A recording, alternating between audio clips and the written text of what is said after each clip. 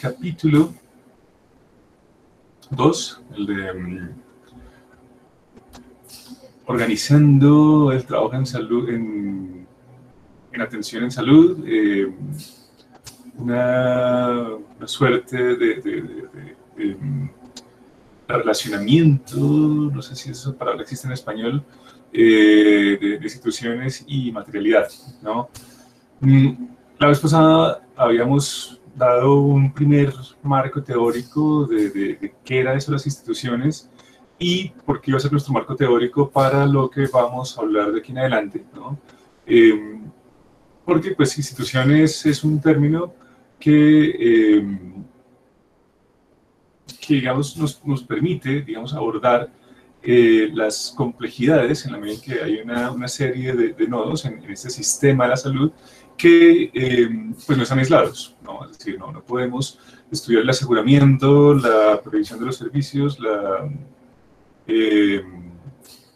las agremiaciones, ¿no? Los consumidores, los usuarios del sistema, los financiadores, el financiador en este caso, que son uno solo, cada uno por su lado, ¿no? Es decir, un sistema precisamente es eso, ¿no? Es una interrelación y una interdependencia de nodos, de agentes, ¿no? De jugadores en el juego, y este institucionalismo nos permite entonces entender la dinámica del asunto, porque además también una característica de las instituciones es que no solamente estudia las relaciones entre los agentes, pero también cómo evolucionan esas dinámicas en el tiempo, ¿no? Es decir, por eso se llaman modelos dinámicos o sistemas dinámicos, porque pues eso, ¿no? Es decir, no son sistemas estáticos. El sistema de salud pues ha tenido unos cambios importantes en el tiempo, y este paper de hoy pues obviamente nos da un complemento a esa teoría en la medida en que también nos da una crítica, ¿no? La vez pasada pues yo hice una apología de lo que era el institucionalismo. Este paper ya le da un poquito más duro a esta mirada institucionalista, y pues también nos permite ver, bueno, también cuáles son las limitaciones, ¿no? de este marco teórico, ¿no? Es decir, hasta dónde podemos hacer análisis o cómo, digamos, superar estas limitaciones que pueda tener el análisis institucionalista. Es un libro bastante bueno, es bastante reciente, ¿no? El libro es este, si ustedes recuerdan, esta es la portada del libro. Voy a poner mi puntero. Es así como armando organizaciones de atención en salud, organizaciones sanitarias, ¿no?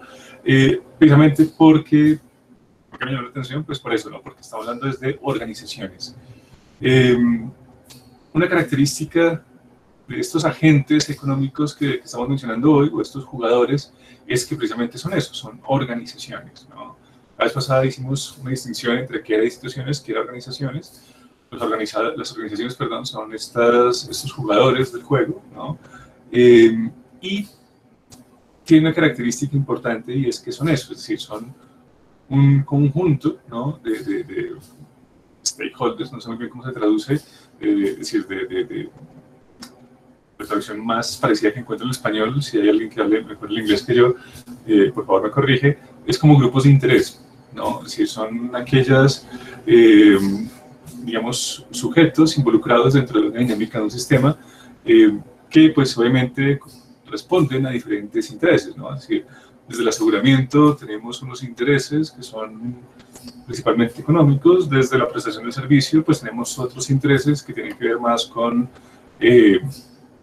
la salud del paciente, ¿no? El bienestar del paciente, y pues esta parte lucrativa se le deja a otros agentes, ¿no? A otras organizaciones, porque pues el profesional de la salud en principio no debe por qué estar pensando en la cuestión económica o comercial, ¿no? En principio, ¿no? Obviamente esto es una realidad que pues se puede discutir y debemos discutir, ¿no? Entonces, bueno, el subtítulo del libro pues es esto, ¿no? Práctica, materialidad e instituciones. Estos son los autores. Y este capítulo 2, entonces, pues nos abre el panorama a esta discusión, ¿no? En la primera instancia, entonces, nos menciona que esta institucionalización de la salud, pues es un proceso nuevo, es decir, es un proceso histórico, no es algo que haya existido siempre, ¿no? Es un proceso que empieza a darse por la suma de un conjunto de hechos históricos, o de procesos históricos más bien, que, digamos, se alinean para permitir como la emergencia de esta institucionalización, que pues además va cambiando y evolucionando en el tiempo, ¿no? Esta primera institucionalización entonces de la salud se da, como mencionaban los autores, finales del siglo XVIII y sobre todo durante todo el siglo XIX. Creo que es algo que ustedes vieron o debieron haber visto por ahí en quinto, cuarto, no sé si vieron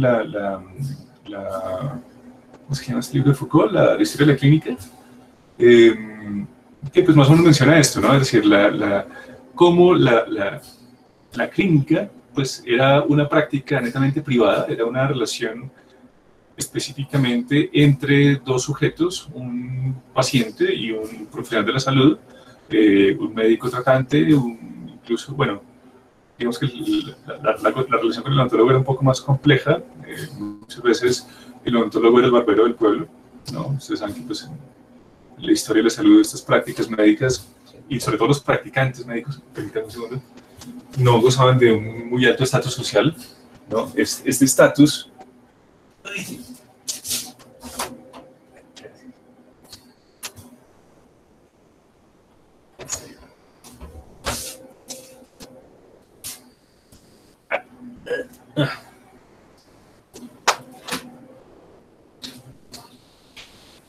Ese estatus del que gozan los profesionales de la salud es algo también del siglo XIX, es decir, en la medida en que se institucionaliza la salud, la profesión también va subiendo de estatus, ¿no? Tan es así que la antigua Roma, muchos profesionales de la salud, los médicos, los cirujanos y algunos otros tratantes, principalmente eran esclavos, ¿no? Si ustedes recuerdan esa parte de la historia. Y, digamos, desde el Renacimiento prácticamente, y ya siglo XVIII, XIX, pues empieza a subir este estatus, porque se empieza a profesionalizar, ¿no? Ese oficio de la salud que pues era un conocimiento que pasaba de generación en generación a partir de prácticas de tipo gremial y de organizaciones de tipo gremial, sobre todo, organizaciones que además eran, digamos, también casi que familiares, ¿no? Es decir, el oficio del padre pasaba al hijo, ¿no?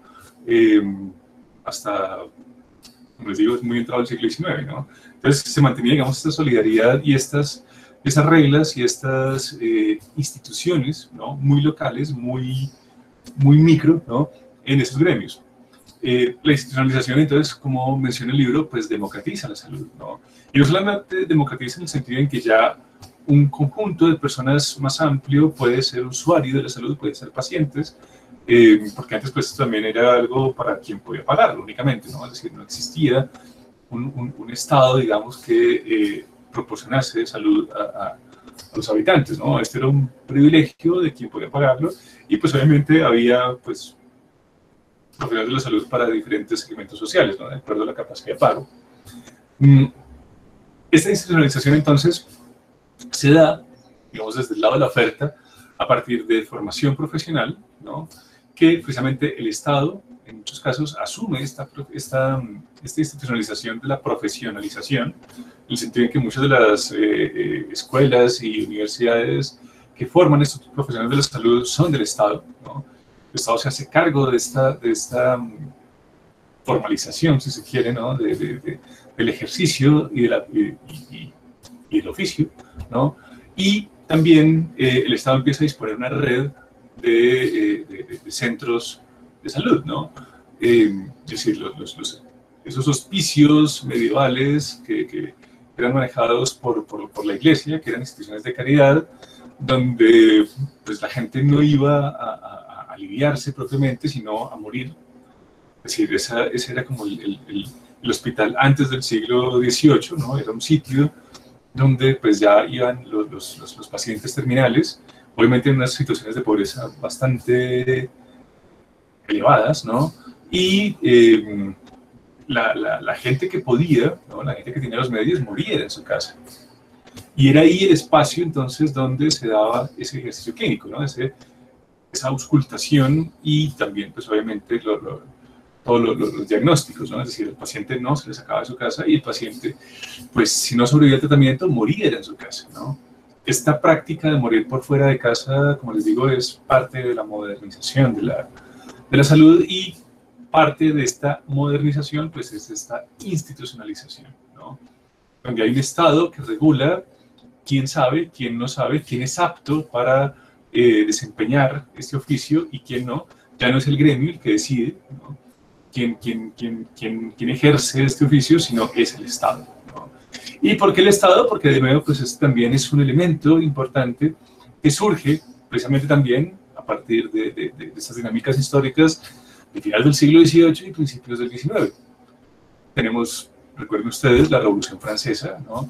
Que es, junto con la guerra de independencia de Estados Unidos, la semilla del Estado moderno. Un Estado que, digamos, rompe la dinámica monárquica, por un lado, ¿no? Es decir, se forman repúblicas, estados federados, estados colegiados, donde es más importante el parlamento que el ejecutivo, ¿no? Es decir, se separan los poderes, ya no todo converge en la misma persona, como los estados absolutistas de antes de la Revolución Francesa, ¿no? Que gobernaran además por derecho divino, es decir, no había una forma de que los ciudadanos tomasen parte en las decisiones, en las acciones del Estado, y esta dinámica entonces marca el inicio de ese Estado burgués, de ese Estado moderno, ¿no? Donde, pues, precisamente a partir de esas revoluciones burguesas, pues nace un nuevo Estado, un Estado donde hay control, ¿no? Es decir, ya el ciudadano puede ejercer esta veeduría, ¿no? De cómo se están ejecutando los presupuestos, ¿no? De cómo se está legislando, es decir, cómo se están creando las reglas del juego, si esas reglas del juego me favorecen o no me favorecen como individuo y como agregado de otros grupos de interés, ¿no? Si estoy, digamos, dentro del sector comercial, si estoy dentro del sector de los profesionales de la salud, cómo las leyes, las reglas del juego me favorecen o me perjudican, y pues qué puedo hacer yo para remediar esta situación, ¿no? Son estados entonces también que nacen con sistemas constitucionalistas, es decir, estas reglas del juego, estas instituciones ya no son única y exclusivamente un derecho consuetudinario, es decir, una norma que viene por lo que mencionábamos la vez pasada.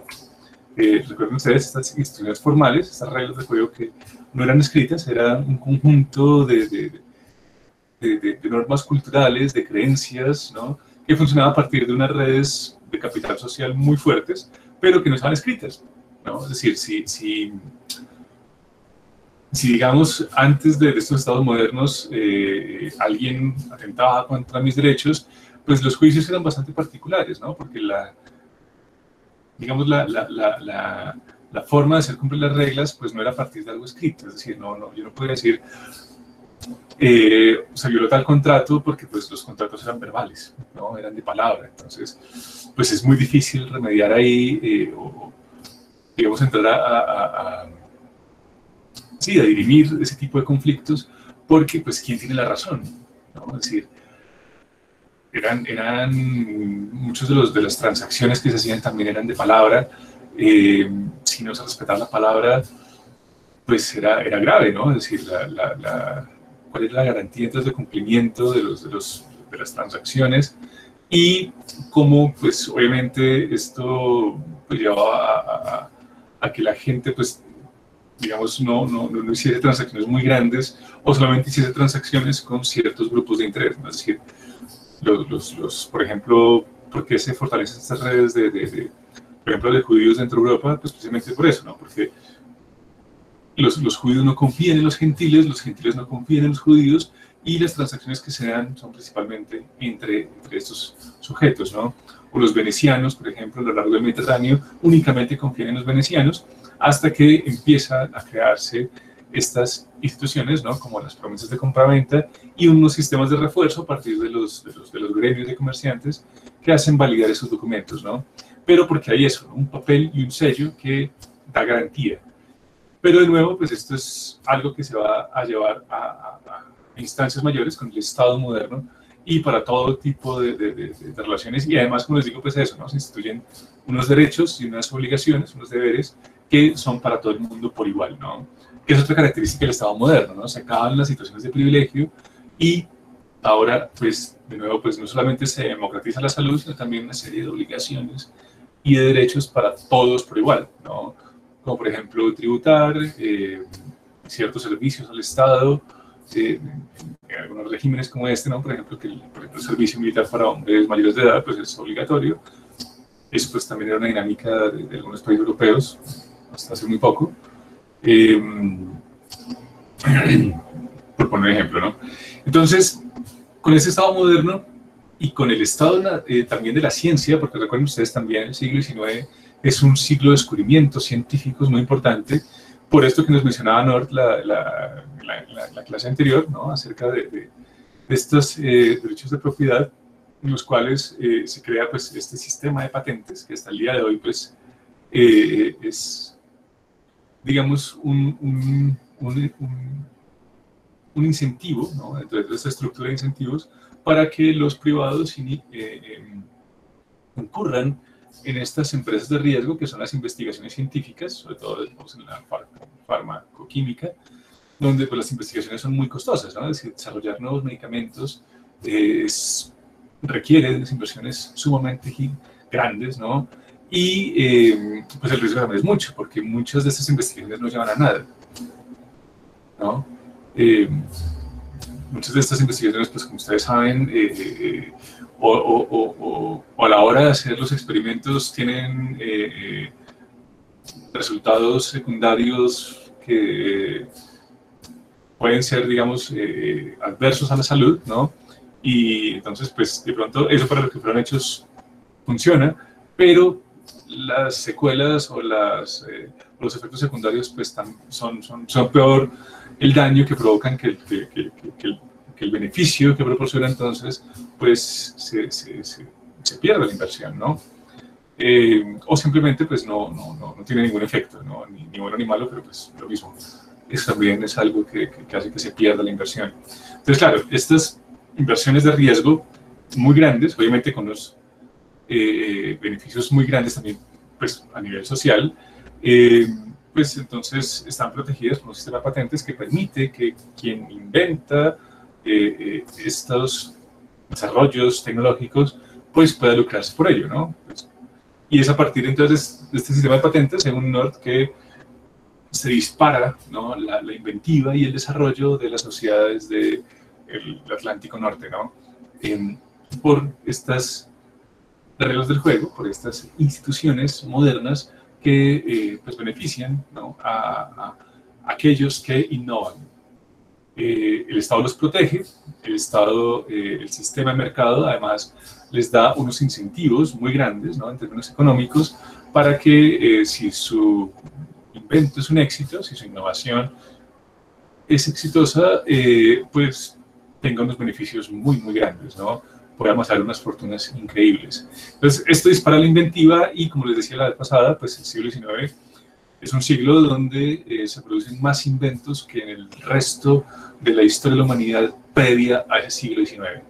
Es decir, en 10.000 años de historia de la humanidad nunca hubo tantos inventos como los que hubo hasta ese siglo XIX, ¿no? Obviamente, pues el 20 también ya tiene una gran cantidad de inventos, el 21 ni se diga, pero digamos que esa ruptura es interesante, ¿no? Es decir, como el siglo XIX pues, puede producir muchos más inventos, mucha más innovación que todo el resto de la historia de la humanidad antes de, ¿no?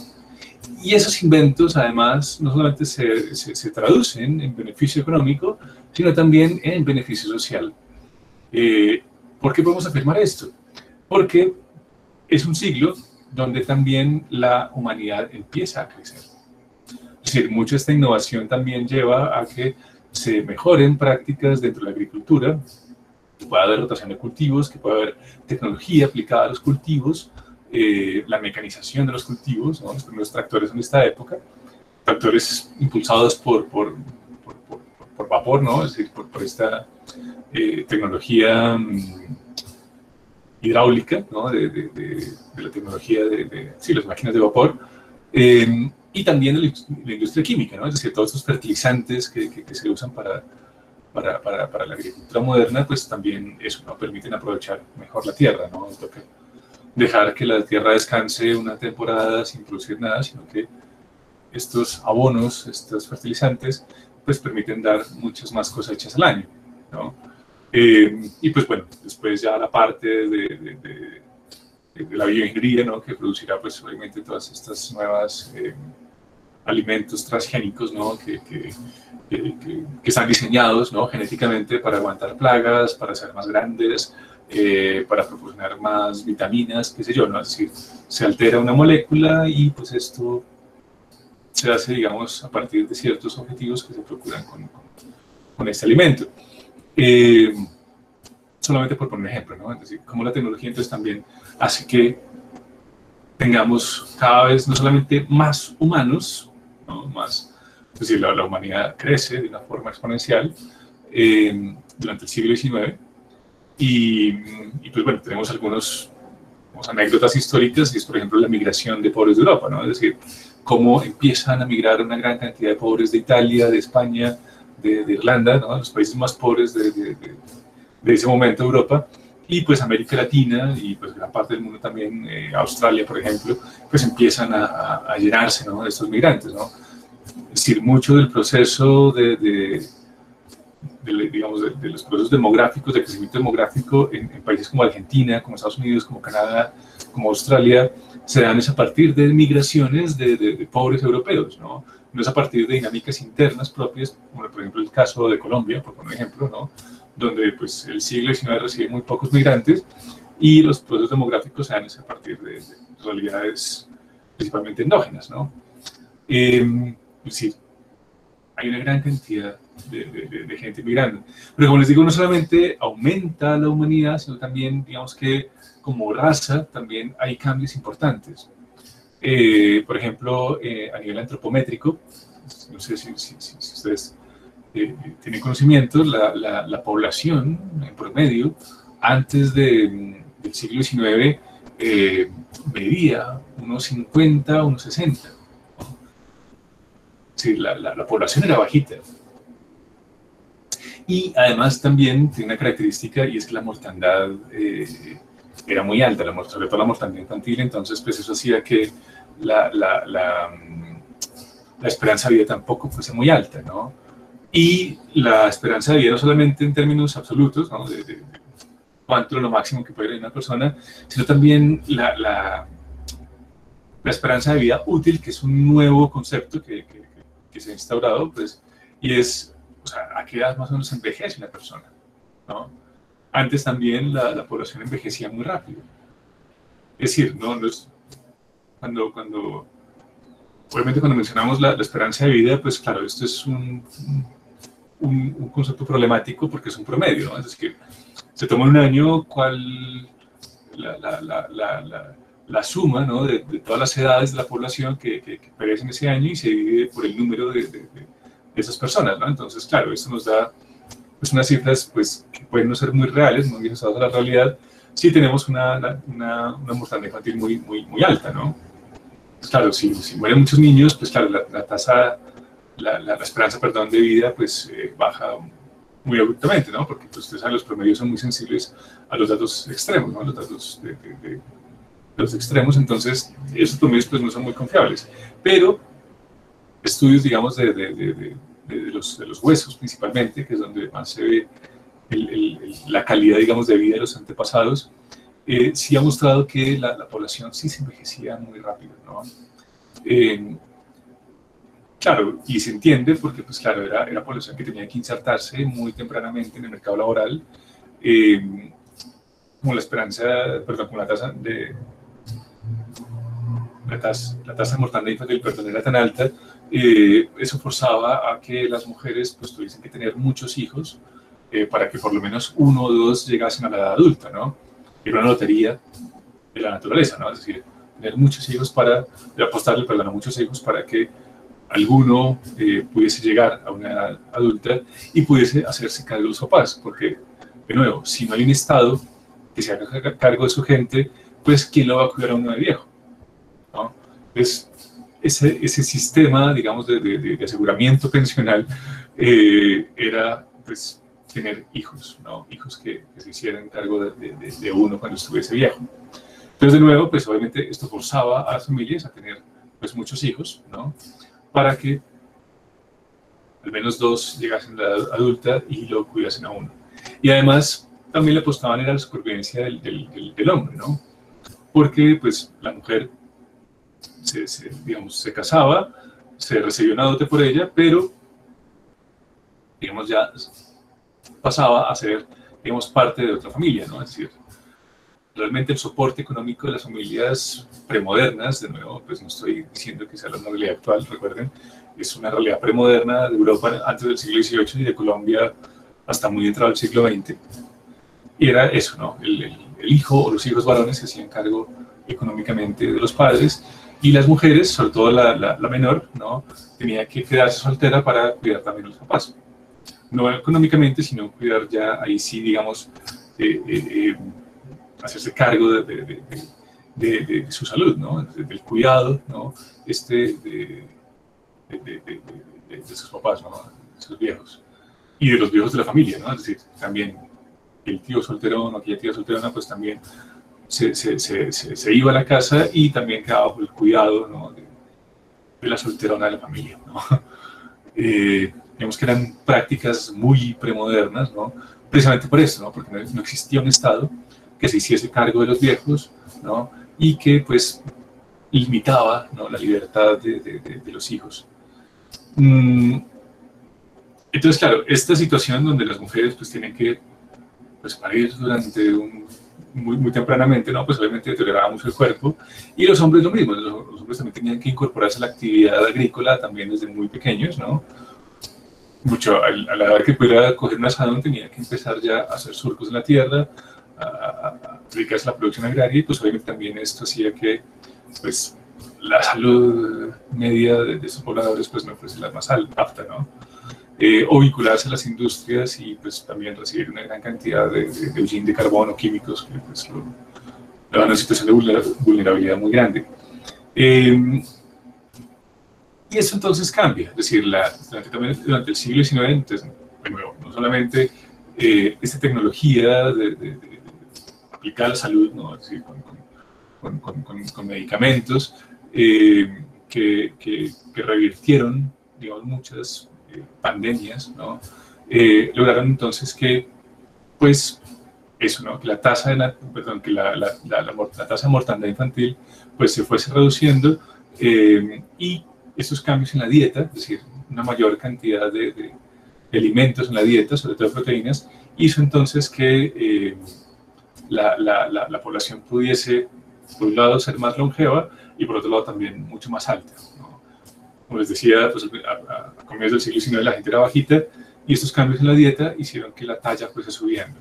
Entonces también, no solamente hay un cambio en la cantidad de habitantes, ¿no? de humanos que hay en el planeta, sino también casi que en la calidad, ¿no? Es decir, hay cambios a nivel de raza, ¿no? Es decir, hay estos cambios súbitos y son de generación en generación, ¿no? Es decir, si ustedes se comparan, por ejemplo, con sus abuelos, es muy probable que ustedes sean más altos que ellos, ¿no? Las mujeres con sus abuelas, los hombres con sus abuelos, ¿no?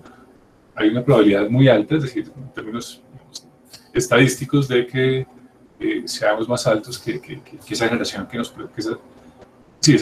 precedió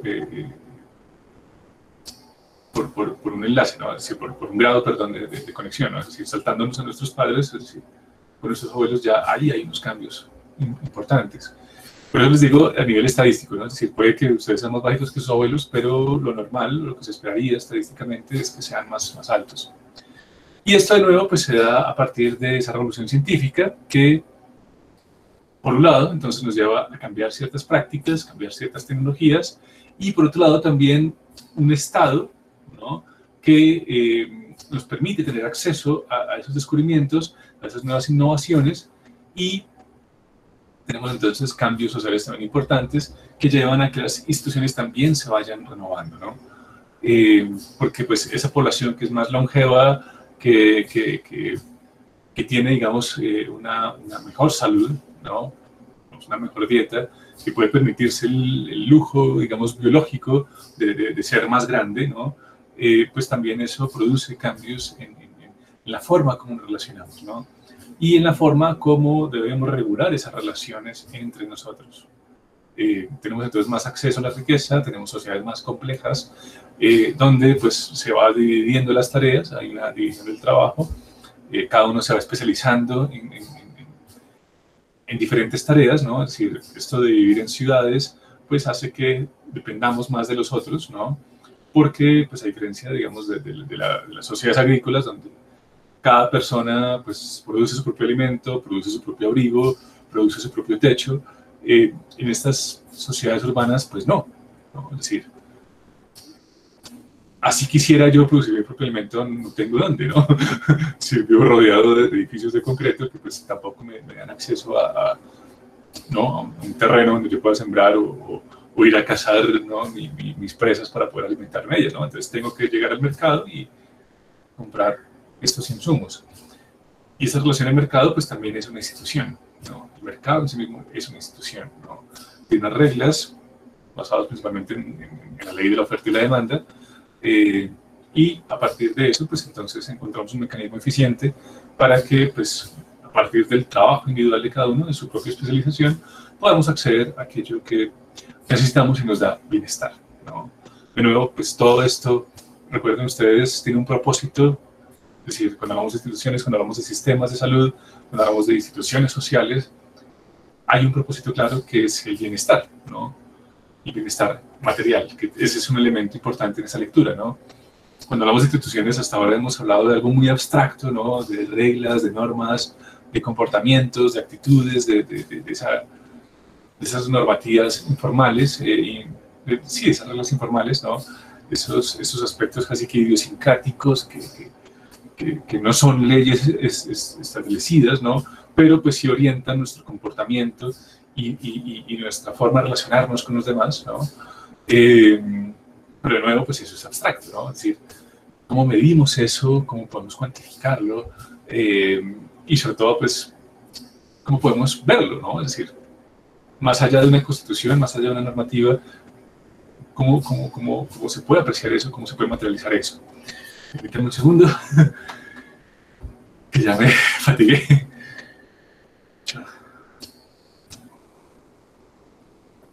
Si hay preguntas, por favor, no duden en interrumpirme.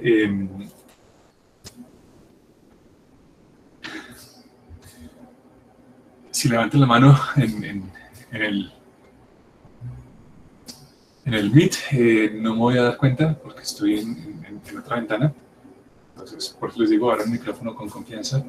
O si no, pues entonces, ahorita yo veo entonces las preguntas en el chat,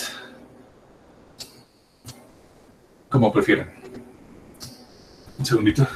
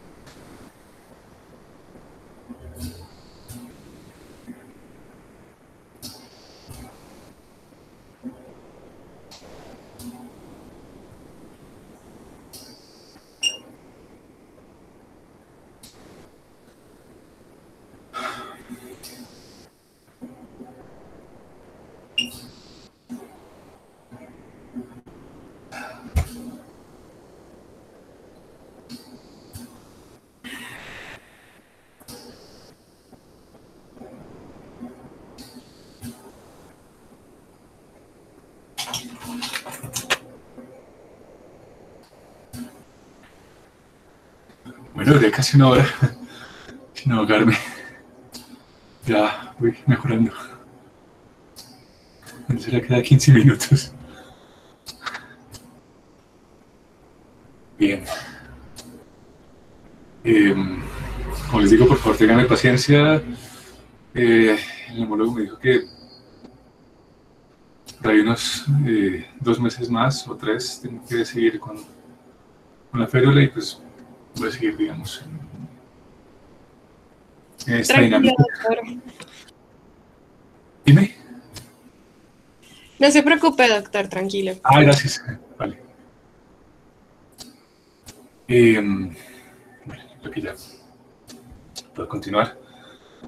Bien, entonces, de nuevo, esta institucionalización de la salud, es decir, tener instituciones de salud, ya sean facultades, de profesiones de la salud, ¿no? de la atención de la salud, ¿no? Es decir, esta enseñanza de la salud y esta formalización, es decir, esta certificación de que son aptos para tratar problemas de la salud, que es el famosísimo cartón profesional, ¿no? El cartón universitario, que los habilita, ¿no? Que legitima, digamos, su ejercicio profesional. Digamos, en el caso de ustedes es doble, ¿no? Es decir, tenemos una institución en educación que avala, ¿no? Que los sílabos, que los currículums, ¿no? los habilita para ejercer la profesión, y por otro lado, pues también un ministerio de salud, una institucionalidad sanitaria que también certifica que son aptos para el ejercicio, ¿no? Es decir, que en el caso de ustedes, pues, hay una doble vigilancia, ¿no? Es decir, por un lado está la cuestión de la educación como tal, ¿no? De la formalización de esa educación, y por otro lado también esa formalización de los propios pares, ¿no? Es decir, de estos profesionales de la salud que también están regulando el ejercicio sanitario, ¿no? Que también están certificando estas habilidades y estas competencias para desempeñar el oficio. Y esto de nuevo, pues, se da a partir de ese Estado que vigila, que controla y que surge en el siglo XIX para hacer eso, ¿no? Este control, esta regulación, ¿no? del ejercicio sanitario, del ejercicio de estos profesionales de la salud. Esto, pues, obviamente, también tiene sus beneficios, ¿no? Es decir, antes, como les decía, pues, quien quería ejercer la salud, pues, tenía que haber nacido en el seno de una familia de profesionales de la salud, ¿no? Como les digo, estos oficios se heredaban, ¿no? La gente no podía libremente decidir sobre su profesión, ¿no? El hijo del zapatero era zapatero, nacía zapatero y moría zapatero. El hijo del médico nacía médico y moría médico. Y estos cambios de profesiones, pues, son, como les digo, pues, muy del siglo XIX. Es decir, eso, que la persona pueda escoger no solamente con quién casarse, que eso también es algo también muy del siglo XIX, esta emergencia del amor romántico, ¿no? Yo me caso con quien yo quiero, de quien yo me enamoro.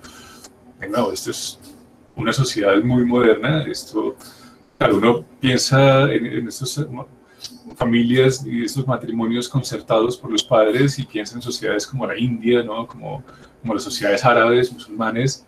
Estas sociedades occidentales también estuvimos en esas dinámicas, ¿no? Que más que, pues, ya son pocas estas sociedades que concertan todavía matrimonios, ¿no? De pronto entre los aristócratas, ¿no? Es decir, son como salvedades, como casos muy extremos, muy raros, ¿no? Pero esa era la norma, hasta hace unos 150 años en Europa, en Estados Unidos, y hasta muy entrado el siglo XX aquí en América Latina, ¿no?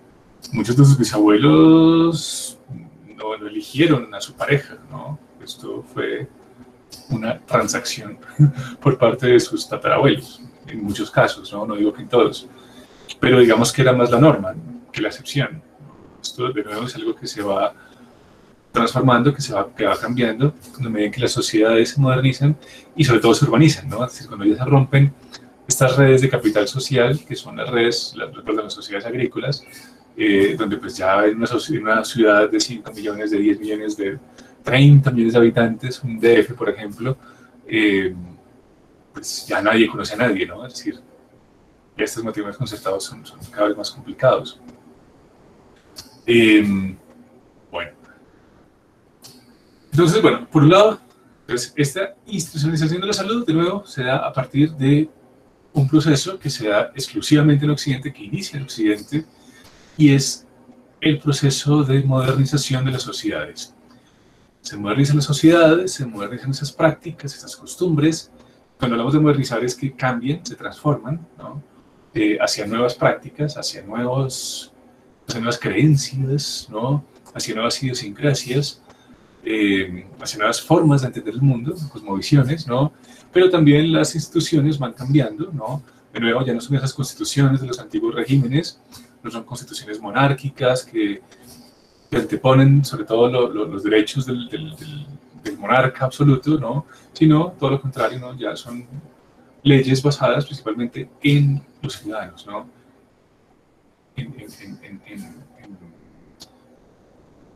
Digamos, en esa soberanía popular, ¿no? Es decir, ese es como el fundamento de muchos de estos nuevos contratos sociales que se dan con la modernidad, ¿no? El soberano es el pueblo, no es el regente, ¿no? La autoridad recae sobre el líder, ya sea el rey, el presidente, el líder del parlamento, pero es eso, es la autoridad y esta es temporal. Y sí, y solo sí, hay un consenso popular que le dé esas facultades, ¿no? Al gobernante de gobernar. Es decir, de nuevo, la soberanía entonces ya no está en el rey, sino en el pueblo. Y esto es importante tenerlo presente porque es a partir de esto que nacen los derechos del ciudadano, ¿no? Por lo menos la posibilidad de que nazca, la posibilidad de garantizarles derechos a los habitantes de un país simplemente por el hecho de ser habitantes de su país, ¿no? Pero esto es la modernidad, ¿no?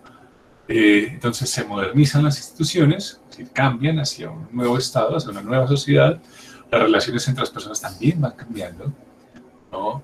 También una característica de la Revolución Francesa es que ya no hay dos estamentos sociales, el de los nobles de sangre azul y el de los plebeyos de sangre roja, y que tengan entonces los de sangre azul, los nobles, una situación de privilegio donde las leyes, digamos, que aplican para los plebeyos, no aplican para ellos, ¿no? Entonces, si un plebeyo mata a otro plebeyo, pues tiene un castigo, ¿no? Si un plebeyo mata a un noble, tiene un castigo mucho más severo, ¿no? Pero si un noble mata a un plebeyo, su castigo es mínimo, por un ejemplo, ¿no? Es decir, esa diferencial en las obligaciones, en las leyes, eso se rompe, ¿no? Es decir, con el Estado moderno, todas las obligaciones en principio son iguales para todo el mundo. Y si no, pues entonces son progresivas, ¿no? Entonces, a la hora de tributar, por ejemplo, pues ya no todos tributan igual, sino que aquel que más tiene tributa más, ¿no? Es decir, por ejemplo, pensemos en un impuesto como el de la renta. Quien tiene más ingresos y más propiedades, pues nosotros como sociedad entendemos y tenemos claro, así que es de perogrullo, que tiene que pagar más, ¿no? Es lo normal, ¿no? Es lo justo, ¿no? Y como sociedad estamos de acuerdo en que eso es justo, ¿no? Por eso, pues cuando uno de estos magnates o terratenientes evade impuestos, pues nos indigna, ¿no? Porque si tiene más, debería pagar más, ¿no? No menos que nosotros, ¿no?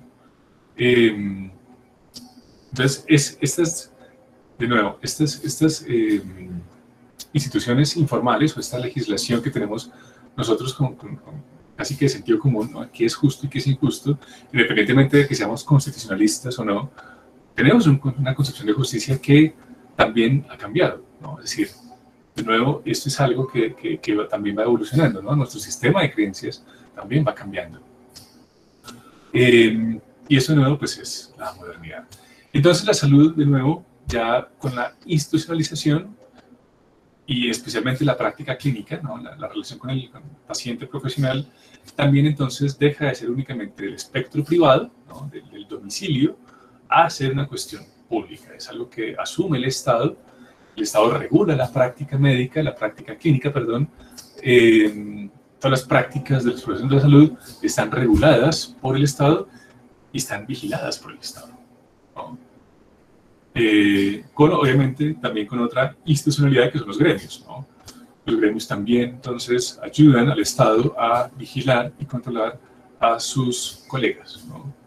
Es decir, en última instancia son odontólogos, ¿no? Los que están regulando el ejercicio de otros odontólogos, médicos que están regulando el ejercicio de otros médicos, abogados que están regulando el ejercicio de otros abogados, pero digamos que también tienen ¿cómo se dirá? Esa agencia, ¿no? Que da la autoridad del Estado, ¿no? En última instancia, es a partir de este poder que le delega el Estado a esas agremiaciones profesionales para darles licencia o quitar la licencia, ¿no? A quien ejerza mal la profesión. Bien. Y pues de nuevo también es a partir del Estado que se inicia, digamos, este concepto de salud pública, y es que también, así como tenemos esta relación clínica, ¿no? de profesional-paciente, también tenemos una relación a nivel de comunidad, ¿no? Este concepto de salud comunitaria, por ejemplo, ¿no? De odontología comunitaria, donde pues también se piensan políticas públicas, se hacen diagnósticos sociales, ¿no? ¿Cuál es la prevalencia, por ejemplo, de enfermedades que afecten los dientes, que afecten las encías, que afecten el sistema óseo? ¿Qué políticas se pueden llevar a cabo? No sé, por ejemplo, la fluorización del agua, por ejemplo, ¿no? Es decir, ¿en qué medidas? ¿Quién hace esto? Pues lo hace el Estado. El Estado también tiene que mirar que pues, no se lave también la mano en el flúor, porque pues, el flúor también es un veneno. Y ese seguimiento, ¿no? Es decir, toda esa parte de acciones, digamos, colectivas, pues también se hace principalmente a partir de instituciones públicas, ¿no? Y pues también el aseguramiento, ¿no? Es decir, que los planes dentales o odontológicos también hagan parte de los planes de salud, de ese concepto de universalización de la salud, ¿no?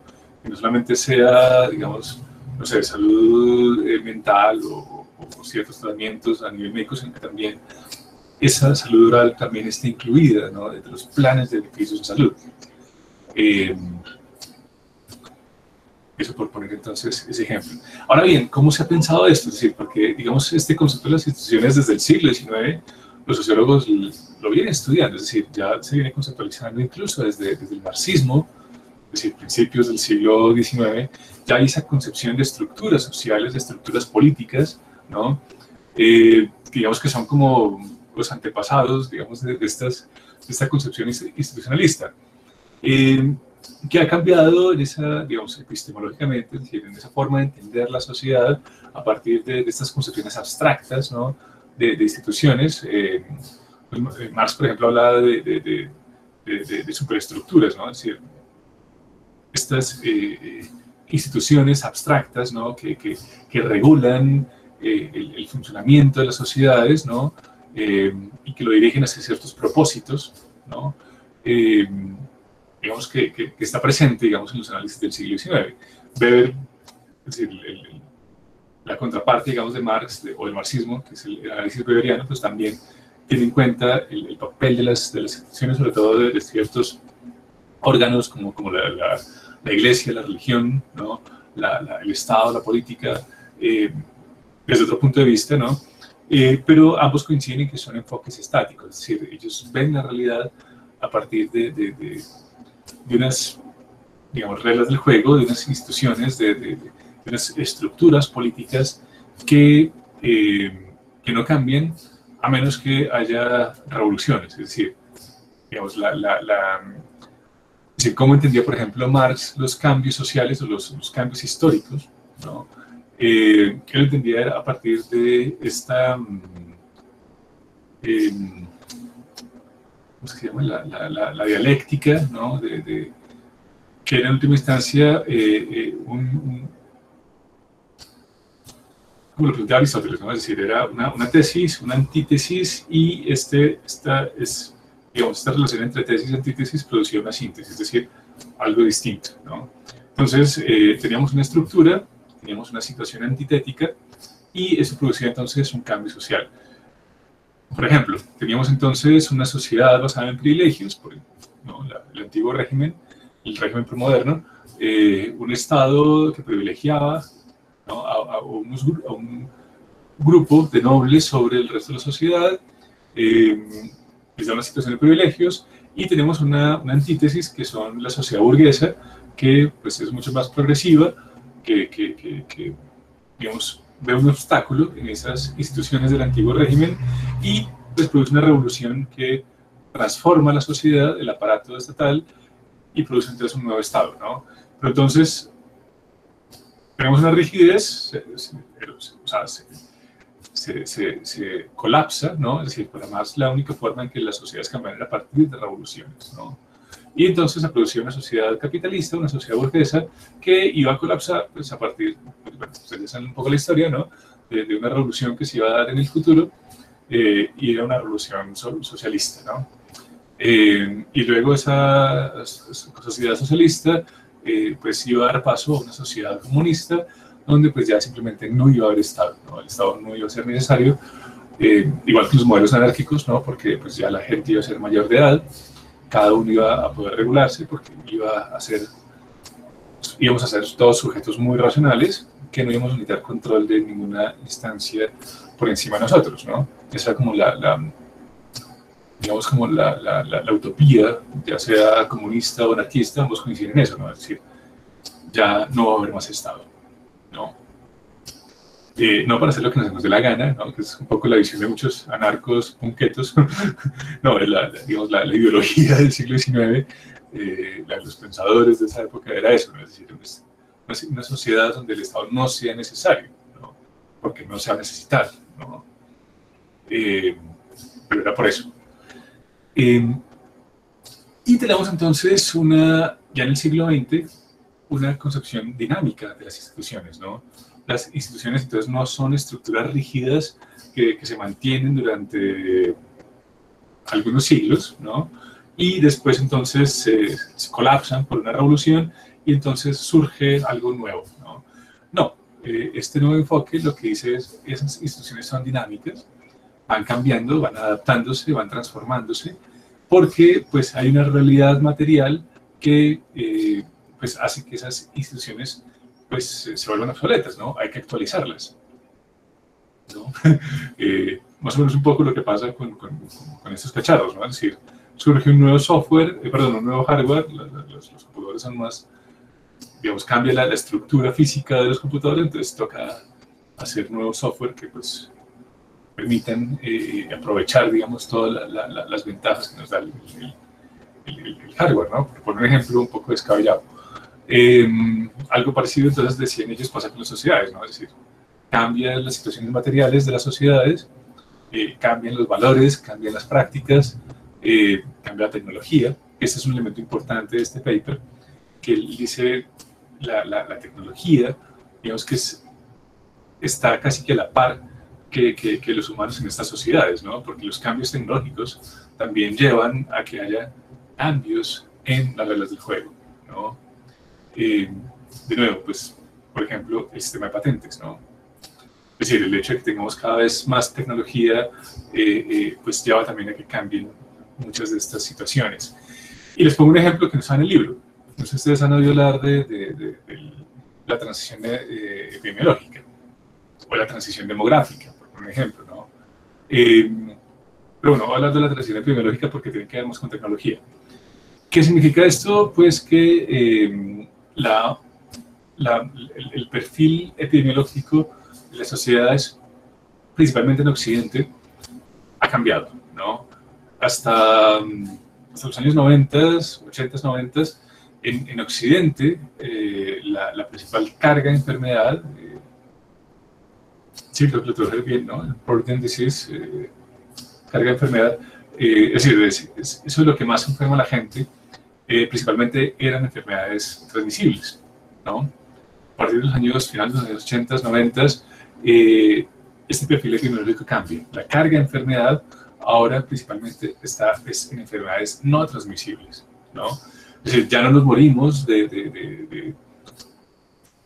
inclusive con COVID, ¿no? Es decir, la incidencia, la mortalidad de enfermedades virales como el COVID, pues están muy lejos, ¿no? de realmente los factores que como sociedad nos están matando, ¿no? Por ejemplo, la obesidad, ¿no?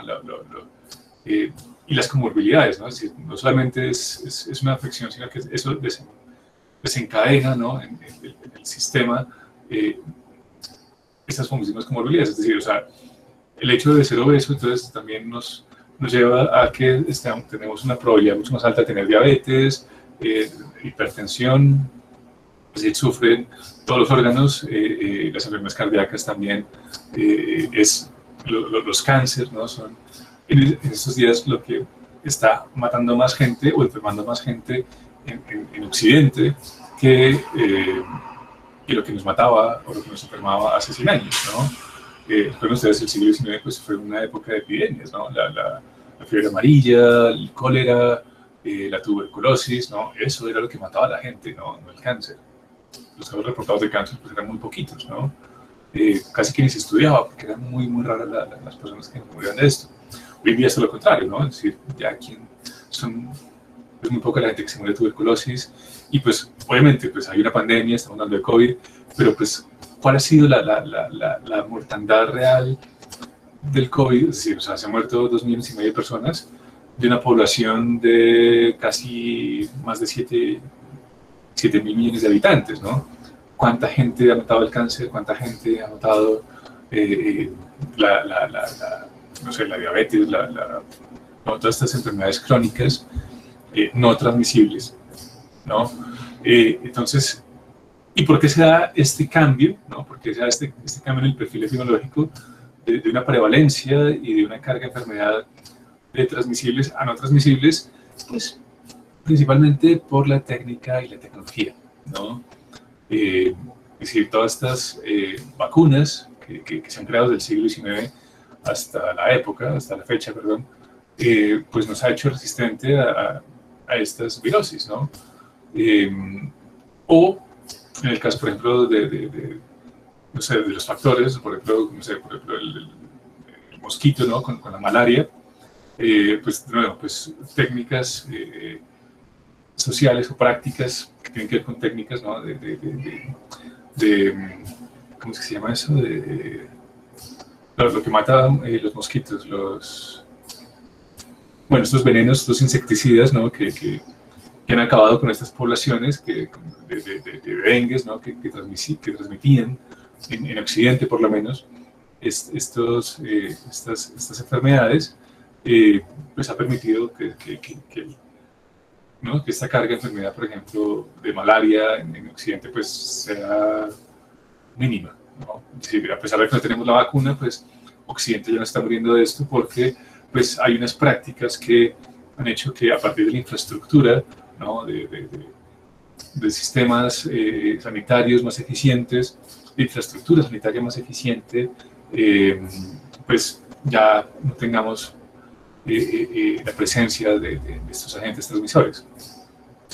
Entonces, pues, ¿qué nos queda? Pues aquello para lo cual, digamos, no podemos crear esa tecnología y pues entonces cambia ese perfil epidemiológico. Por poner ese ejemplo, ¿no? Entonces, esos cambios que se dan en las sociedades a partir de la tecnología, pues también nos lleva a cambios institucionales, porque entonces toca diseñar estos sistemas de salud ya no para financiar, ¿no? digamos, esas políticas públicas en epidemiología a partir de enfermedades transmisibles, sino de enfermedades no transmisibles, ¿no? Esto cambia completamente, entonces la política pública cambia la regulación, cambia la forma de entender la salud pública y las políticas públicas, ¿no? E incluso las prácticas sanitarias.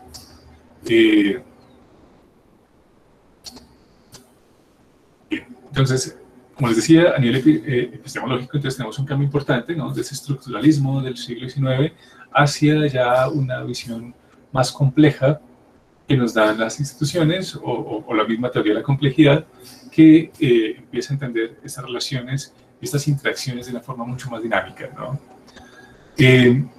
Una Un elemento importante que nos dicen entonces estos autores es que esta evolución, estos cambios que se da en las instituciones, se da desde abajo, es decir, es desde las relaciones materiales, desde el día a día, como dicen los autores, ¿no? Desde estas instituciones que se dan en la práctica real de nosotros como individuos, ¿no? Que se dan esos cambios en las instituciones, ¿no? En esa cosa etérea, abstracta que llamamos instituciones, abstracta. Y hay un consenso, ¿no? Es decir, pues obviamente las instituciones son una abstracción, ¿no? Son, en última instancia, una teoría. ¿Qué hace que esa teoría sea válida? Pues que tenga un fundamento empírico, ¿no? Es decir, que podamos constatar que esa abstracción con la cual entendemos la realidad, pues tenga un piso, ¿no? Un ancla en la realidad, ¿no? Si no, pues es un modelo que puede ser casi que ficción, ¿no? Es decir, ¿qué es lo que hace que estos modelos realmente expliquen la realidad? Pues eso, ¿no? Que tenga un acervo empírico, que podamos medir, que podamos constatar esto, que podamos elaborar constructos, ¿no? Que esos conceptos, en última instancia, pues eso puedan medirse. Entonces, una de las preguntas y de las críticas importantes que hace este texto es eso, ¿no? Cuando hablamos de instituciones, ¿de qué estamos hablando? Es decir, ¿cómo medimos esto? ¿Cómo podemos hacer investigación empírica para ver cómo pueden mejorar las instituciones? Y pues bueno, hay unos indicadores, de nuevo, pues son muy recientes, son desde los años 90, que nos permiten medir la eficiencia y la calidad de las instituciones, y ese es el concepto de gobernanza. Ustedes ven acá. ¿Qué va a ser el paper de la siguiente sesión, ¿no? La gobernanza en los sistemas de salud, ¿no? Cómo se mide la eficiencia y cómo se mide la calidad de las instituciones sanitarias. Es un paper muy interesante porque es de la OMS. Es un paper de 2014 que, pues bueno, ya más adelante les estaré dando les enviaré el dato al correo. Entonces, por eso no profundizo mucho en esto, porque, bueno, acá vamos a dar una sesión de esto, ¿no?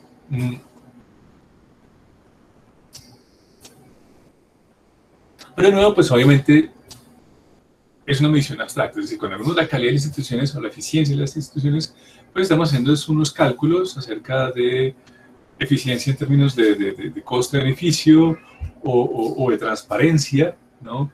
De estas instituciones, es decir, que no sé muy bien cómo se traduce este concepto de accountability.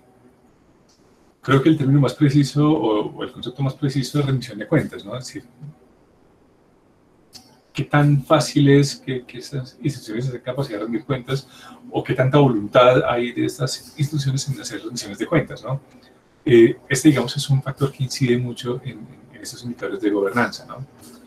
Y bueno, la transparencia, ¿no? Es decir, que efectivamente estas instituciones no están diseñadas para que algunos aviones se roben la plata, sino que precisamente para que produzcan bienestar, no bienestar para unos poquitos, sino para unos muchos, ¿no? Esos son obviamente problemas de los que hablaremos más adelante, ¿no? Cuando vamos a dedicar una sesión exclusivamente a la transparencia y a la corrupción en el sistema de salud. Es bastante interesante porque, pues, obviamente, Colombia ya ha tenido, digamos, muchos y muy recientes casos de corrupción en la salud, ¿no? No sé si ustedes recuerdan, los mismos carteles del SIDA, de la hemoglobina, de pacientes con Down, ¿no? Sí, las IPS se inventaban a estos pacientes y le pasaban los recobros al FUSIGA a través de las EPS, ¿no? Eso de nuevo hablaremos más adelante.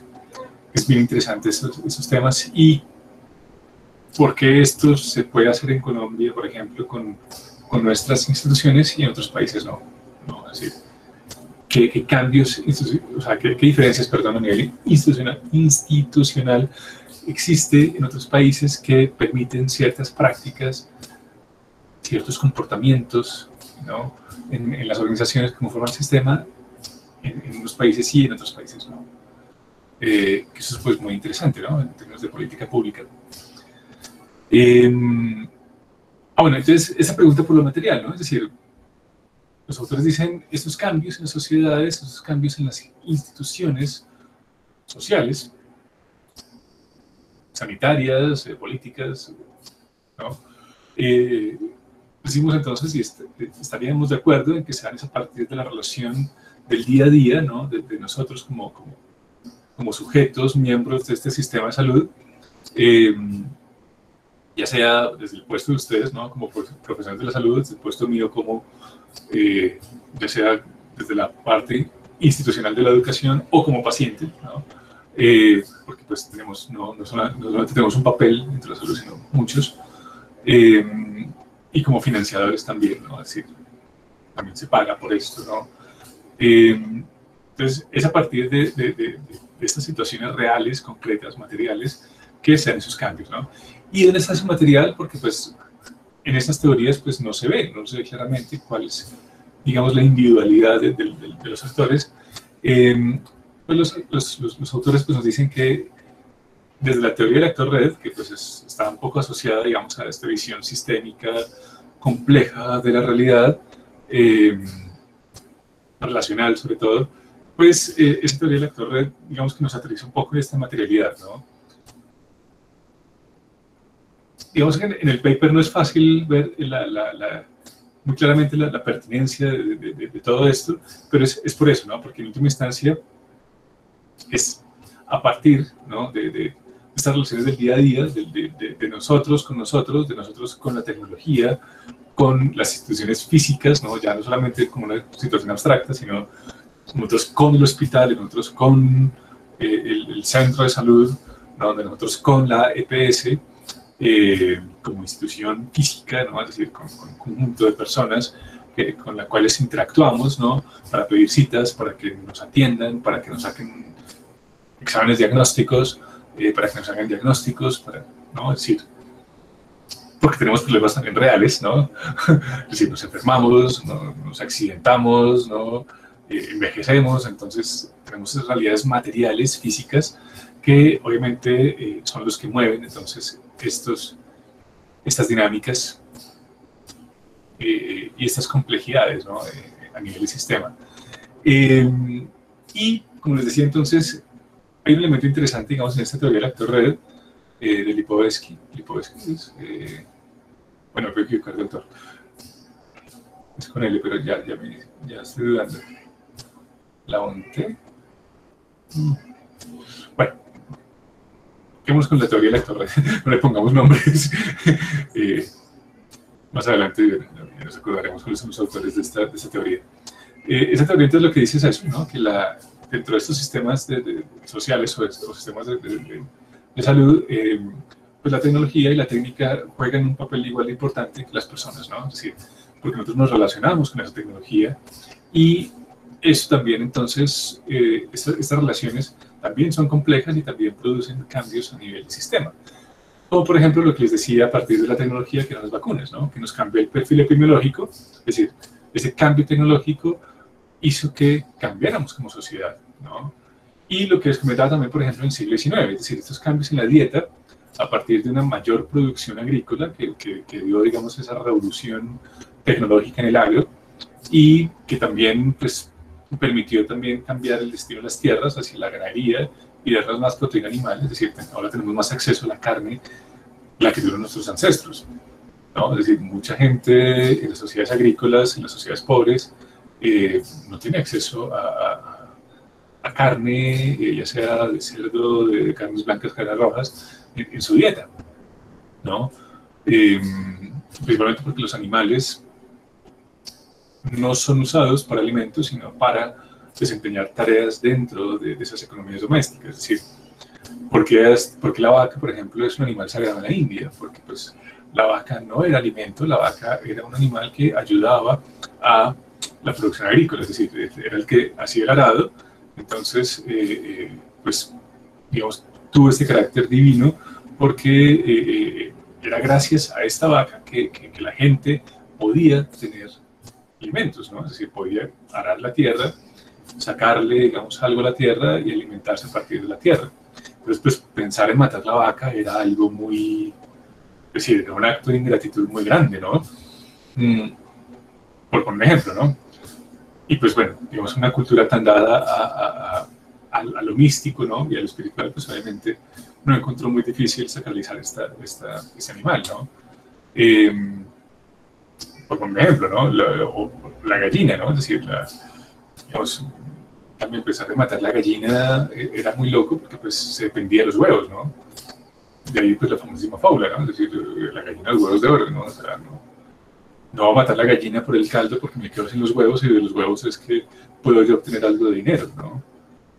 Por un ejemplo también, ¿no? Entonces, digamos, este acceso a la proteína animal era muy, muy limitado, si no imposible, ¿no? En muchas sociedades agrícolas.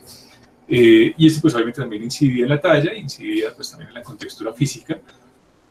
Eran sociedades pues obviamente donde la prevalencia de obesidad era cero, ¿no? Es decir, obeso era únicamente posible en algunos estamentos nobiliarios. Perdón, la obesidad era únicamente posible en algunos sectores ociosos de la sociedad, como los nobles, ¿no? Es decir, obesos y sobre todo empezar a verlos así en masa, esto es también algo muy nuevo, ¿no? Es decir, la cantidad de gente obesa que uno hoy en día es algo que uno no veía hace 20 años. Claro, ustedes sí es algo normal, porque pues toda su vida, digamos, han visto... Es normal, digamos, que haya obesos, digamos, en la sociedad. No es deseable, pero es algo normal, porque pues es mucho el número de obesos, ¿no?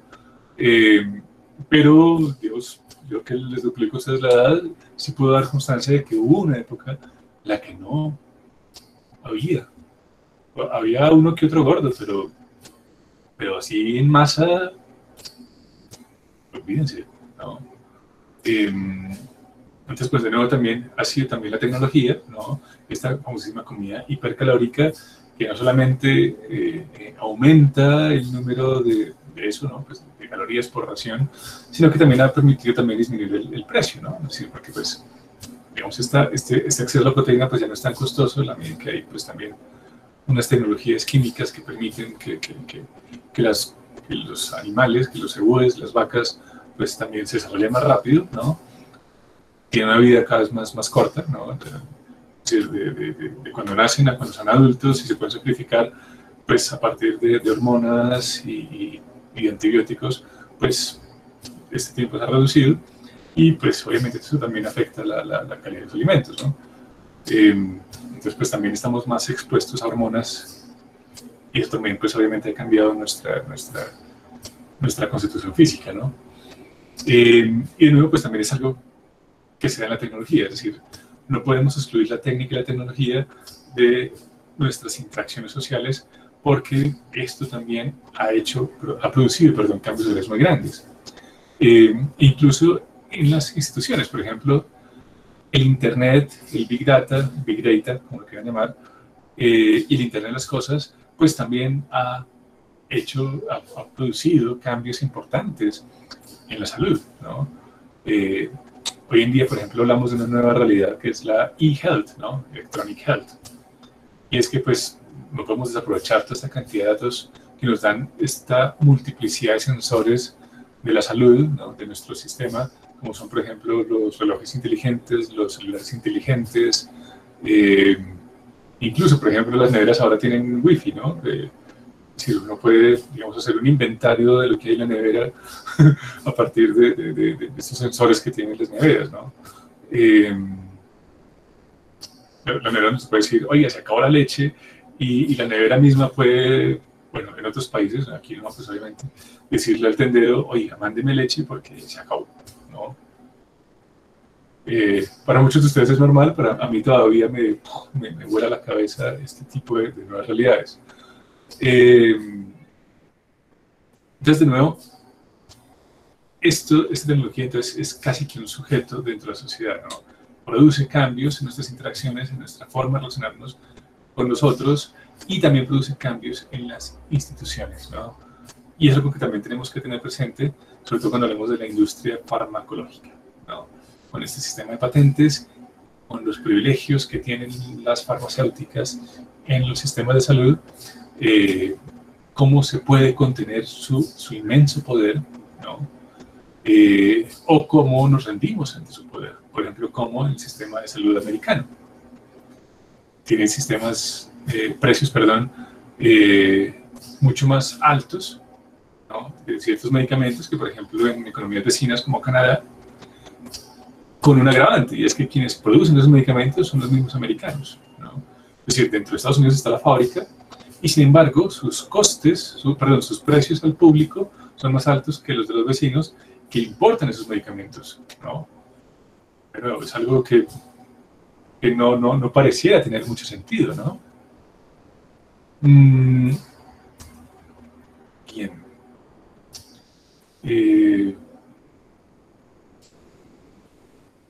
Creo que aquí ya, por este lado, creo que no se nos queda nada en el tintero. Bueno, retomamos entonces un poco nuestro marco teórico de la sesión anterior. Empezamos entonces a hacer, digamos, esta relación entre lo que se dijo y lo que se ha dicho. Y es, bueno, digamos, ¿qué hay de nuevo en este esquema? Esta lógica institucional, ¿no? Es decir, decíamos que estas instituciones pues funcionan, o más bien son conceptualizadas a partir de una teoría, de una escuela de pensamiento, prácticamente, de la matemática contemporánea. Es decir, es una teoría que nace en el siglo XX, que es la teoría de juegos. Como les decía, pues se ha hecho muy popular. Es difícil no haber oído del dilema del prisionero o de John Nash, por ejemplo. Esto es teoría de juegos, ¿no? Sí, o sea, Nash es muy importante en la teoría de juegos. Es el que nos plantea uno de los axiomas, prácticamente, de la teoría de juegos, que es el equilibrio de Nash. Y ese es el fundamento, entonces, empírico, si se quiere, del institucionalismo, ¿no? La teoría de juegos es a partir de las estrategias que generan los jugadores para ganar el juego, ¿no? Y cómo estas estrategias pueden beneficiar individualmente a los jugadores o globalmente a todos los jugadores, ¿no? Es decir, cuando hablamos de teoría de juegos, pues estamos analizando eso, ¿no? Un juego, ¿no? Y cómo la sociedad puede, digamos, volverse eso, ¿no? Un juego, ¿no? En el que juegan muchos jugadores y en el que, pues, esos jugadores, en principio, deben jugar con las reglas del juego, ¿no? Deben someterse a esas reglas del juego para alcanzar algún tipo de beneficio, ¿no? Es decir, ¿por qué jugamos el juego? Porque o tenemos que, ¿no? Si estamos obligados a, o porque encontramos algún beneficio en esto, ¿no? Y eso pues entonces produce una multiplicidad de intereses muy grandes, ¿no? Porque pues obviamente no todos jugamos el juego desde las mismas condiciones o los mismos intereses, ¿no? Y eso entonces hace que se produzcan estrategias para, de nuevo, ganar el juego, ¿no? Es decir, para estar en una situación mejor, ya sea de nuevo como individuo o como sociedad, ¿no? Adam Smith, por ejemplo, decía que ese beneficio individual, o esa teoría egoísta, digamos, del Homo economicus, digamos, repercutiría, es decir, la medida en que yo, a partir de mis acciones individuales, de mis acciones egoístas, persigo mi beneficio particular, estoy, digamos, propiciando las condiciones para un beneficio colectivo. Eso hasta cierto punto y en ciertos juegos, ¿no? No en todos los juegos. Hay juegos de suma cero donde mi beneficio particular es el perjuicio de otro, ¿no? Sobre todo con lo que tiene que ver principalmente bueno, algo que en economía se llaman externalidades, y es que muchas veces el consumo de un bien o un servicio perjudica a otros, ¿no? Y aquí la salud es muy importante, porque, por ejemplo, ese tipo de consumos son, por ejemplo, los que afectan la salud. Es decir, digamos, si yo fumo, ¿no? Eso me puede representar algún beneficio, vamos a decir, o sea, si no, pues no fumaría, ¿no? O algún gusto, ¿no? Algún gusto le saco a eso. Pero hay un problema con el consumo del cigarrillo, y es que ese consumo, pues, perjudica a otros, ¿no? Con el alcohol lo mismo, ¿no? Si pues yo puedo tomar y conducir y pasármelo muy bien, ¿no? Pero obviamente pongo en riesgo una gran cantidad de gente, ¿no?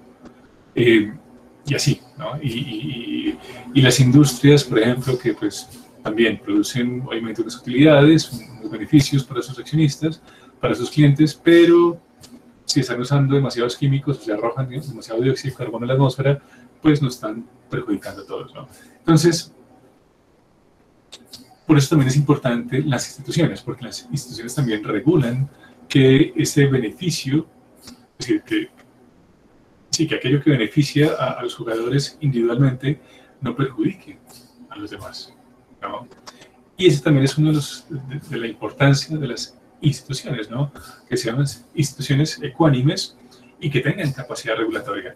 Hemos entonces dicho que de los elementos más importantes, pues, es por un lado las reglas del juego, ¿no?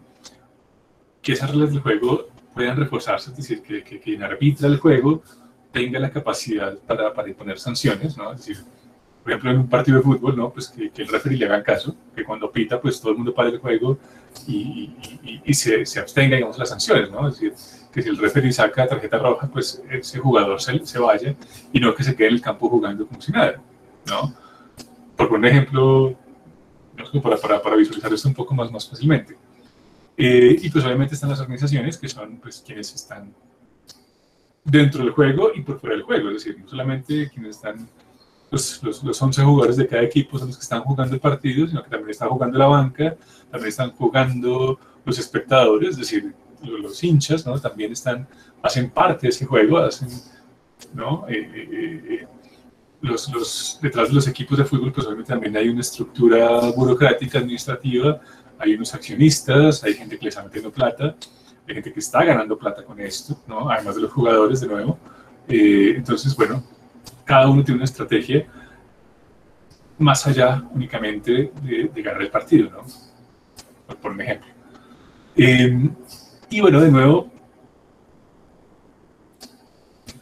estos juegos y estas instituciones o estas organizaciones sociales funcionan también porque se persiguen los propósitos, ¿no? Es decir, hay una lógica institucional que es el propósito del sistema. Es decir, ¿por qué nos organizamos como sociedad? Pues porque se persiguen ciertos fines, ¿no?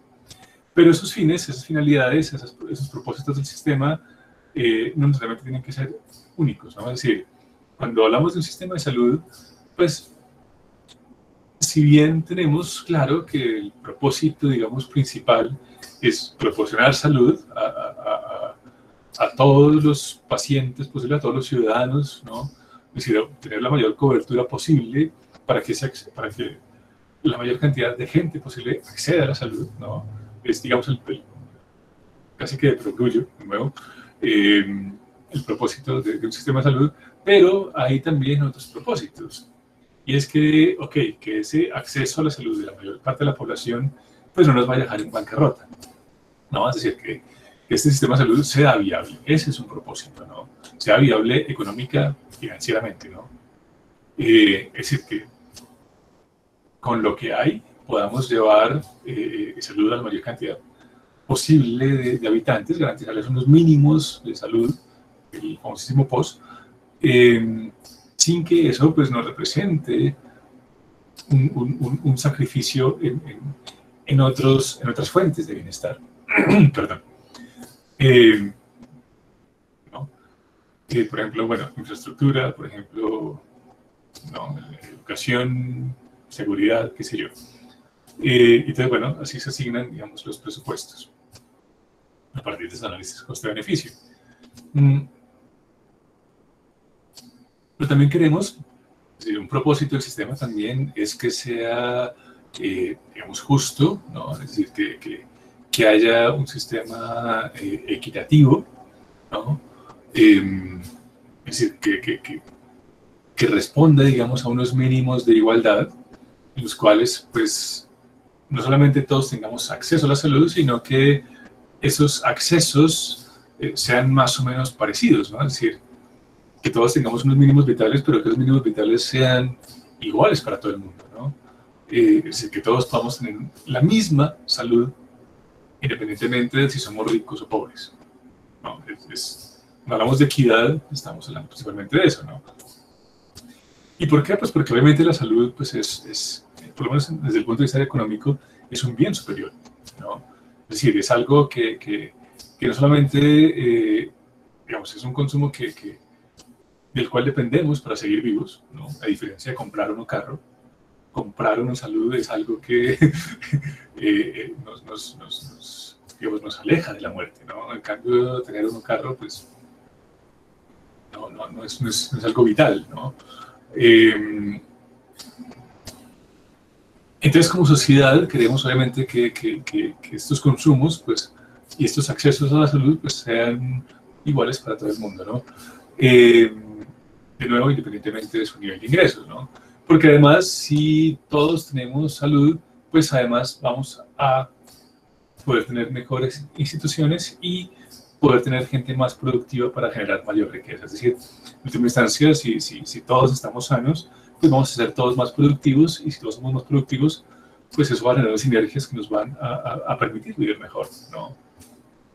Poder hablar, perdón, de un crecimiento económico, ¿no? Entonces, si no hay desarrollo, pues difícilmente va a poder haber crecimiento económico. Otro de los propósitos de este sistema de salud, pues, es que sea solidario, ¿no? En última instancia, pues, aquellos que puedan poner más, pues que pongan más. Entonces, cuando hablamos de equidad, pues es principalmente de acceso, de consumo, pero cuando hablamos de solidaridad, pues es, bueno, ¿quién pone la plata, no? Es decir, ¿quién paga por esto? Pues entonces lo que queremos es un régimen donde quien tiene más, pues ayude al que no tiene para poder acceder a la salud, ¿no? Entonces por eso también se creó de nuevo una segmentación de mercado donde tenemos un régimen subsidiado y un régimen contributivo, ¿no? De nuevo, bajo este principio de solidaridad, ¿no? Los que contribuimos, ¿no? Pues contribuimos principalmente a subsidiar a los del régimen subsidiado, ¿no? Es decir, ponemos un poquito más para que los que no tienen, pues puedan acceder.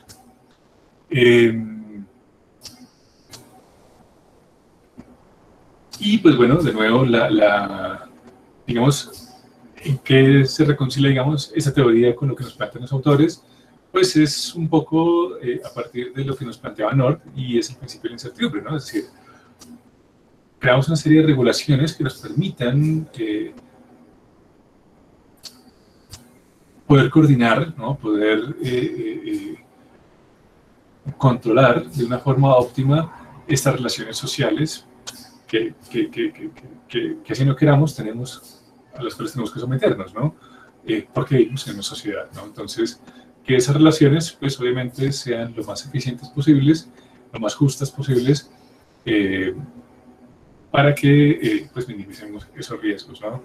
Entonces, por ejemplo, quienes innovan, pues tienen unas instituciones que se llaman sistema de patentes, que les permiten, digamos, minimizar el riesgo de sus inversiones en la medida en que, pues, si arriesga mucho, pues también tiene la posibilidad, ¿no?, de ganar mucho, ¿no? Es decir, quien más arriesga es quien más gana, pero también quien más pierde, ¿no? Entonces, pues de nuevo, si arriesga mucho, pues puede ganar mucho, pero también si arriesga mucho, pues tampoco queda en la calle. Es decir, si pierde, pues tampoco va a quedar sin salud ni va a quedar ¿no?, en una situación paupérrima.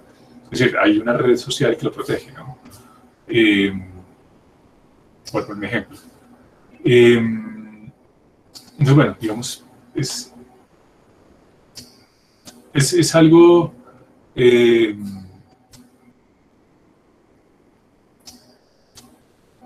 decir, ¿cuáles son los peros de esta teoría? Bueno, por un lado eso, ¿no? Se vio como algo muy abstracto. Digamos que primero surge la teoría y mucho más adelante surgen, digamos, estas herramientas empíricas para medir eso, la buena o la mala institucionalidad a partir de estos indicadores de gobernanza. Pero antes de esto, digamos que el soporte empírico eran modelos matemáticos, ¿no? Es decir, todo este andamiaje teórico se hizo a partir de simulaciones matemáticas. a partir de teoría de juegos, ¿no? Es decir, de juegos repetidos, de juegos en red, pero digamos que no hay un soporte empírico fuerte, ¿no? Es decir, no había datos observables, medibles en la realidad que nos pudiesen dar indicios de esto, ¿no? De que las instituciones estaban bien o estaban mal, ¿no? Era principalmente a partir de simulaciones.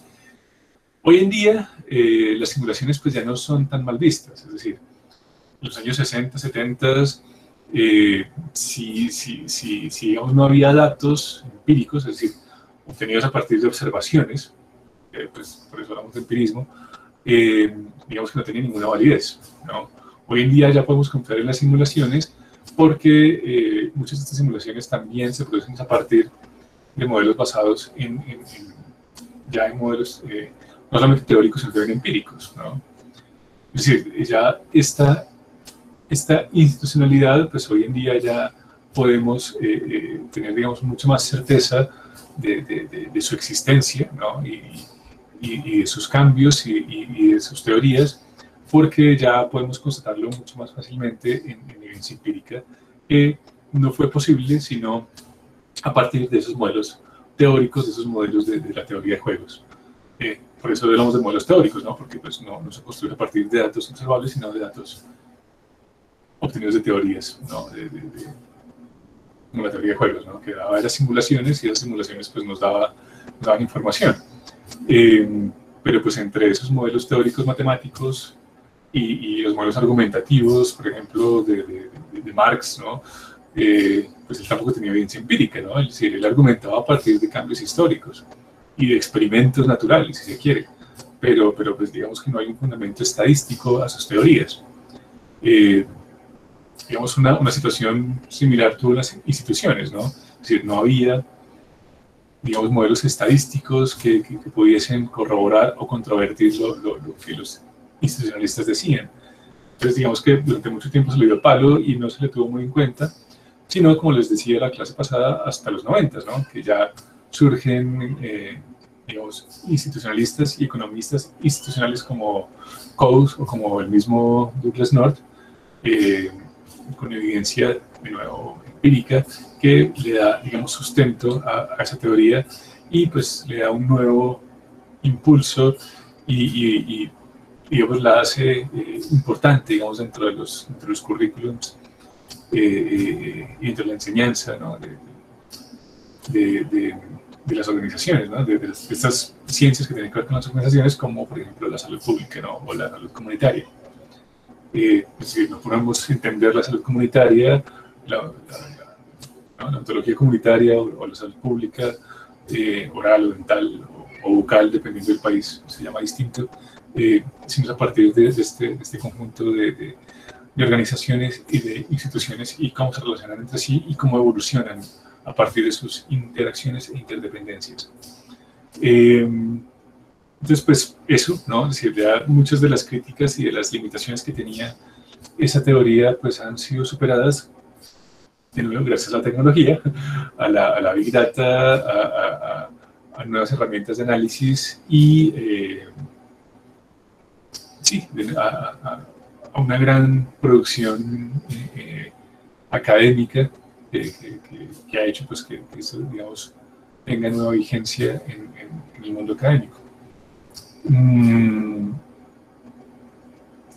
voy entonces al Meet, a la página de Google.